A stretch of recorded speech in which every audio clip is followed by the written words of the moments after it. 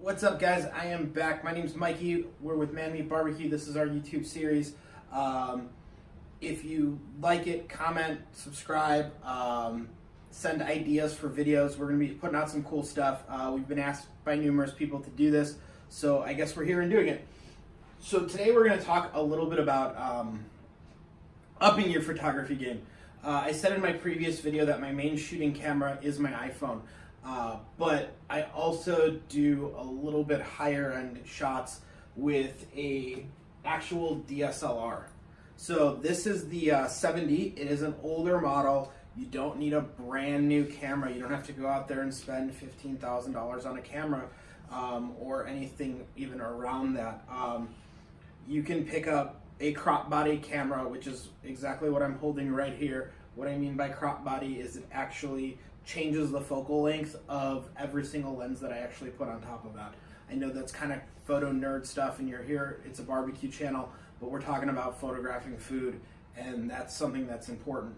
The main lens that I keep on my Canon is my 35 millimeter lens. It is a 2.0. It makes great for shooting like low lighting and shit like that. You can do a lot of fun stuff with it. So I mainly use this lens, and then the other lens that I love to use is a Canon 24-105 L series camera, or L series lens, sorry. The reason I love this is we shoot hot shit. Barbecue grills get really, really hot.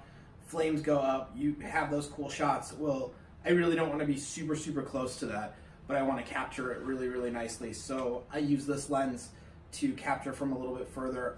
If you listen or follow Mike from Another Pint, please, he uses a 70-200. That lens is beautiful. It's actually the next lens that I want to pick up. I just have not yet.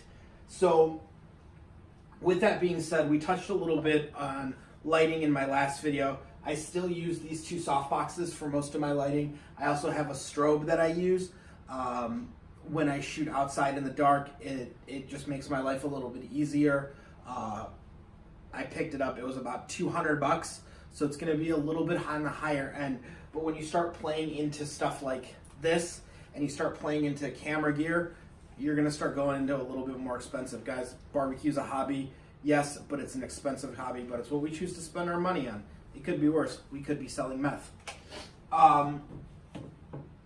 This light that I talked about in my previous video, which is a nice hand light that I picked up on Amazon. This is a fantastic light to even use with a DSLR. It will give you enough light to show off what you're shooting. And one little tip that I found that works really, really well is if you take a napkin, a white napkin, and you put it over it, it'll actually help diffuse this light so it won't be quite as harsh.